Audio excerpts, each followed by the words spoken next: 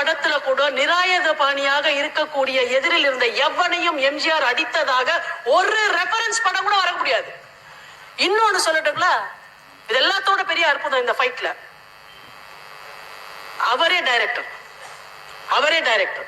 நம்ம டைரக்டருங்க, நம்ம எவ்வளோ ஹேலோ எஃபெக்ட் கொடுத்துப்போம், இன்னும் 2 லைட் போடுப்பானே, சரியான ஃபைட் சீன். நான் பயங்கரமா ரசிப்பேன் ஃபைட் சீனை. ஆனா அது ஆர்டிஸ்டிக்கா இருக்கணும்.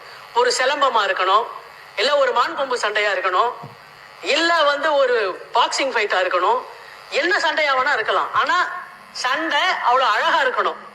அந்த சண்டையோட முடிவில் சமாதானம் இருக்கணும், ஒரு ரெஃபர்மேஷன் இருக்கணும், ஒரு ரெனைசன்ஸ் இருக்கணும்.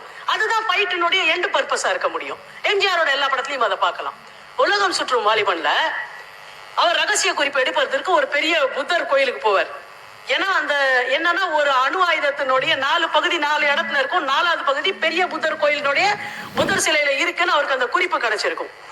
இப்ப போற போது என்ன ஆகும்னாக்கா, அந்த புத்தர் கோயில் இருக்கக்கூடிய அந்த புத்திஸ்ட் மாங்குக்கு மட்டும்தான் இவங்க அண்ணன் அடையாளம் தெரியும். படம் தெரியாதவர்களுக்காக அதை சொல்றேன். அந்த தம்பி தான் இப்ப போறாரு. போன உடனே என்ன ஆகும், ஐயா நான் வந்திருக்கேன் அப்படின்னோடனே அவர் என்ன பண்றாரு, வேஷத்துல இருக்கக்கூடிய நம்பியார் தான் உண்மையான புத்திஸ்ட் மாங்க்னு நினைச்சுக்கிறார். ஏன்னா தலையில ஒரு பெரிய டவல் எல்லாம் போட்டுக்கிட்டு புத்திஸ்ட் மாங்க் மாதிரி வேஷம் போட்டுருப்பார். உங்களுக்கு அந்த ரகசிய குறிப்பு எங்க இருக்குன்னு தெரியுமா? தெரியும் அப்படின்னு உடனே என்ன அந்த குறிப்பு உடனே கிமோகோ மிக்காயு நிமோனா என்னன்னாக்கா பெரிய புத்தர் சிலை, அதுக்கு கீழே இருக்க கல்லுல 4வது கல்லு, அதுல இருந்த பக்கம் வலது கல்லு, அதுக்கு கீழே தான் இருக்கு, எடுத்துக்கோ அப்படின்னு உடனே இவர் கல் எடுத்து ஒரு கத்தியால அந்த கல்லை எடுத்துட்டு அந்த ரகசிய குறிப்பை எடுத்து அப்படி பாக்குற போது குத்து நம்பியார் குத்துவார். ஐயா நீங்களா இந்த பாவத்தை செய்றீங்க அப்படின்னு ஆரம்பிப்பான். நம்பியார் ஃபுல் இதையும் பார்த்தாக்கா ஒரு கோல்டன் கலர்ல ஷார்ட்டா ஒரு வேஷ்டிய கட்டிட்டு தொடையில பட்ட பட்ட பட்ட பட்ட பட்ட பட்ட அப்படிமா ஒரு தங்கப்பல்ல வச்சுக்கிட்டு அந்த ஃபைட்டை நீங்க பார்த்து முடிச்சு செம்ம மாத்திடுவார். அந்த புத்தர் சிலையில ஒண்ணுமே அடிக்க மாட்டார். அப்படியே வெளியில கூட்டிட்டு வந்தவரை வெளியில வந்த உடனே திருப்பி கொடுப்பாரு ஃபுல்லா. அவன் ஓஞ்சி கீழே விழுந்துருவான். இப்ப உண்மையான அந்த மாங்க் யாருன்னு தேடி உள்ள போவார். அவருக்கு தண்ணி தெளிச்சு அவரை கூட்டு வர்றார். என் நண்பன் எங்கே அப்படின்னு அந்த மாங்க் கேட்பார். யாரு? அவர் அடிச்சு போட்டுட்டு வேஷம் போட்டுட்டு இருக்காருல நம்பியார், அவன் எங்கே? உடனே இங்கதான் இருக்கிறான். அவர் தாங்க டைரக்டர். நல்லா யோசிச்சு பாருங்க, அவர் தான் டைரக்டர். எம்ஜிஆர் தான் டைரக்டர் படத்துக்கு. இப்ப அந்த மாங்க் கேட்பாரு, என்ன நண்பா இப்படியா ஒருவரை அடிப்பது அப்படின்னு கேட்பாரு அந்த மாங்க். அதுக்கு எம்ஜிஆர் சொல்லுவாரு, ஐயா அந்த புத்தர் சிலைக்கு முன்னால் என் கை விரல் நுனி கூட அவர் மேல் பரவில்லை அப்படின்னு.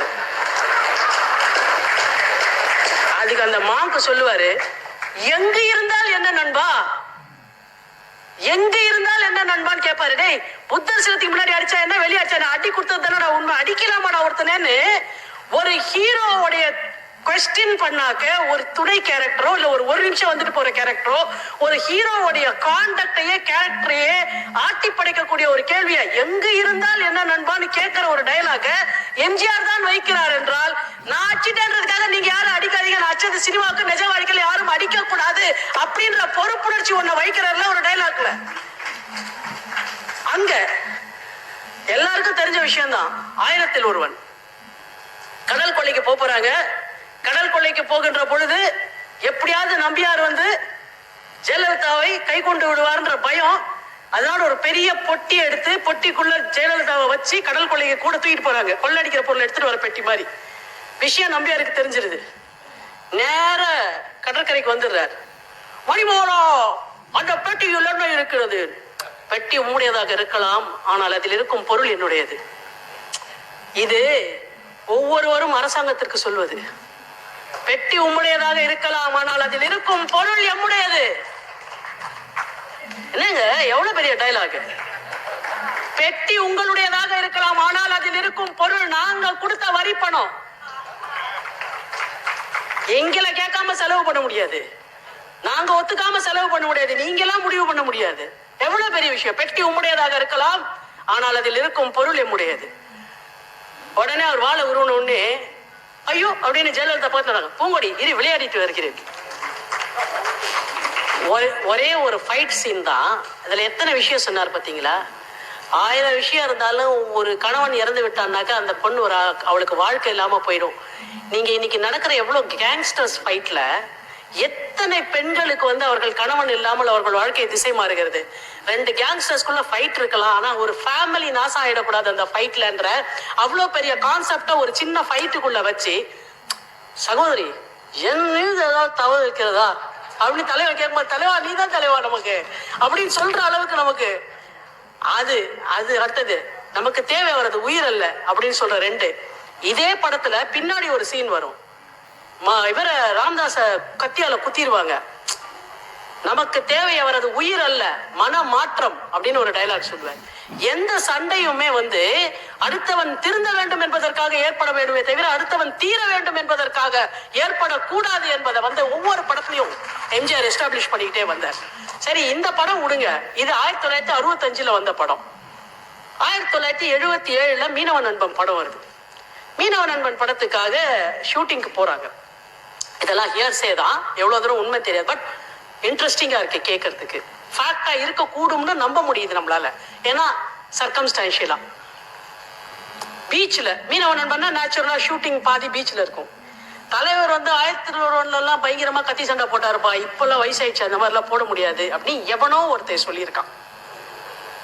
சொன்ன உடனே ஒரு சண்டையை கிரியேட் பண்ணி, நம்பியாருக்கு இவருக்கும் ஒரு சண்டை, ஒரு சட்டியில கறி இருக்கும், மேல தொங்கிட்டு இருக்கும். அது சண்டையில எவன் அந்த சட்டியை முதல்ல உடைக்கிறானோ அவன் ஜெயிச்சவான்னு ஒரு சீனை கிரியேட் பண்ணி, சேம் 1001 ஃபைட்டை 77 மீனவ நண்பன்ல 12 வருஷங்களுக்கு அப்புறம் அதே எனர்ஜியோட அதே சண்டை அதே டைம் லிமிட்ல திரும்பவும் 2 பேரும் கிரியேட் பண்ணாங்கன்னா அது நடிப்புன்னு நினைக்க கூடாது. 12 வருஷம் அவங்க கத்தி சண்டை பிராக்டிஸ் பண்ணிட்டே இருந்திருக்கிறாங்க. 12 years they have been in continuous practice of an art. அப்ப எம்ஜிஆர் என்பது, சிவாஜி என்பது அவருடைய பயிற்சி வேறு ஒரு களத்துல இருந்ததுன்னா, எம்ஜிஆருடைய பயிற்சி வந்து வேறு ஒரு களத்துல இருந்தது. 2 பேரும் கடைசியா என்ன பண்ணிருக்காங்க தமிழ் சினிமாக்கான வெரைட்டின்னு ஒண்ணு இருக்குல்ல, அதை கொடுத்துக்கிட்டே இருக்கணும்ன்ற அந்த ரெஸ்பான்சிபிலிட்டி அவங்க 2 பேரும் ஒரே மாதிரி நடிச்சா அப்புறம் என்னது இருக்கு?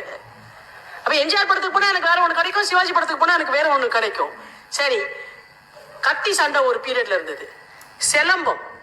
சிலம்பம் சண்டைய வந்து எந்தெந்த படத்துல நீங்க பார்க்கலாம்னா, தாயை காத்த தனையன் படத்துல, விவசாயி படத்துல வந்து சகதிக்குள்ள நின்றுகிட்டு ஒரு சிலம்பம் சண்டை போடுவேன். எல்லாம் எடுத்து பாத்தீங்கன்னா எதுக்காகனா, சிலம்பம் என்னோ எல்லாருமே மறந்துட்ட மாதிரியும், நம்ம யாருக்குமே சிலம்பம் தெரியாத மாதிரியும், இப்பதான் சிலம்பம் ரிவைவ் ஆயிருக்க மாதிரி அப்படிலாம் கிடையாது. சிலம்ப சண்டையில எல்லாம் ஒழுங்கா வச்சிட்டு இருந்தாங்க. நடுவுல வந்த இவங்க நாங்க புதுசா படம் எடுக்கிறோம், அத்தை எடுக்கிறோம், இத்தை எடுக்கிறோம்னு சொல்லி நம்மளுடைய பாரம்பரியமான மார்ஷியல் ஆர்ட்ஸ் எல்லாத்தையும் கொண்டு குமிச்சு, எல்லாரும் கையில ஒரு செமி ஆட்டோமேட்டிக் ஸ்டென் கன் எடுத்துக்கிட்டு சுட்டுக்கிட்டு எல்லாரையும் சாவடிச்சுக்கிட்டு பண்ணதுனால மார்ஷியல் ஆர்ட்ஸ் போச்சு. மார்ஷியல் ஆர்ட்ஸ்க்கு பயிற்சி கொடுத்த சண்டை பயிற்சிக்காரர்கள் எல்லோரும் போனார்கள். அந்த காலத்துல இருந்து அவ்வளவு பேருக்கும் வேலை போச்சு. இதெல்லாம் தான் நடந்ததே தவிர உண்மையில வேற எந்த மாற்றத்தையும் நீங்க கொண்டு வந்த இந்த பாம்ஸோ இல்லைன்னா நீங்க காட்டுற துப்பாக்கிகளோ அப்படியே ரத்த கலரி ரணகலரியா சாகுறானே, அந்த சாவு எந்த விஷயத்தையும் இந்த திரைப்படத்தின் மூலம் சமூகத்துல மாற்றவில்லை. அதுக்கப்புறமா மான் கொம்பு சண்டை உழைக்கும் கரங்கள்ல. சார், அந்த மான் கொம்பு சண்டையை பார்த்துட்டு ஒரு 4 தடவை எம்ஜிஆர் வயசுல இருக்க யாராவது உட்கார்ந்து எழுந்திருக்க, அந்த மாதிரி நான் காலில் விழுந்து நமஸ்காரம் பண்றேன். ஆகிறதே இல்லை சார், ஆகிறதே இல்லை. கண்டினியூஸ் பிராக்டிஸ்ல இல்லாத ஒருவரால அந்த மாதிரி ஒரு சிலம்பம் சண்டையோ ஒரு வாள் சண்டையோ ஒரு மான்கொம்பு சண்டையோ ஒரு நாளும் போட முடியாது. இந்த எனர்ஜி இருக்கு இல்லையா, எனக்கு ஒரு பிரச்சனை வந்தாக்கா I will fight for my செல்ஃப்ன்ற ரீஅஷூரன்ஸ், அந்த எனர்ஜி இருக்குல்ல, அதை எம்ஜிஆர் ஒவ்வொரு படத்துலயும் வந்து அவர் எஸ்டாப்ளிஷ் பண்ணார். அதை விடுங்க, வெரைட்டி காட்டணும்ல சண்டையில. ஒரே மாதிரி சண்டை போட்டுருந்தாலும் போர் அடிக்கும். நீங்க அப்ப பாத்தீங்கன்னாக்க உலகம் சுற்றும் வாலிபன்ல கிளைமேக்ஸ்ல விஷ ஊசி போட போறோம்னு ஒரு ஃபைட் ஒன்று வச்சிருப்பாங்க. ஒருத்தரை வந்து ஒரு எலக்ட்ரானிக் சேர்ல கட்டிட்டு அந்த சேர் சுத்திக்கிட்டே இருக்கும். அவனுக்கு விஷ ஊசி போடுறதுக்கு ஒருத்தன் போவான், அதை தடுக்கிறதுக்கு இன்னொருத்தன் ஃபைட் பண்ணுவான். ஸ்கேட்டிங்லயே மொத்த ஃபைட்டும் காட்டியிருப்பார். அப்ப அவங்களுக்கு ஸ்கேட்டிங் என்ற ஆர்ட் தெரியணும், ஃபைட்டிங் தெரியணும், டைமிங். இத்தனைக்கும் அந்த படத்திற்கு எம்ஜிஆர் தான் டைரக்டரு, டான்சர் கிடையாது, எதுவுமே கிடையாது. ஸோ அந்த ஃபைட்டை வந்து அவர் எப்படி எஸ்டாப்ளிஷ் பண்ணார், அதுல ஒரு டிஃபரெண்ட் ஃபைட்டை காமிச்சு பின்னாடி வருகின்ற பொழுது இதயக்கனியில ஒரு போட் ரேஸ், கடைசியா நம்ம சிதம்பரம்ல இருக்க பிச்சாவரம் லேக், அந்த லொகேஷன்லாம் அப்ப யாருமே யோசிக்காத லொகேஷனுங்க. அந்த லொகேஷன்ல ஒரு ஃபைட் சீனை வச்சு, ஒரு போட் சேஸை வச்சு, அந்த போட் சேஸ்ல ஒரு ஃபைட்டை வச்சு சண்டைகள்ல விதமா வித்தியாசமான சண்டைகள் எல்லாம் காமிச்சு இன்ட்ரெஸ்டிங்கா இருக்கு. ஆனா எல்லா ஃபைட்லயும் கடைசியில சொன்னது நமக்கு தேவை அவரது உயிர் அல்ல மனமாற்றம். அதுல கொண்டு வந்து நிறுத்திடுவார்.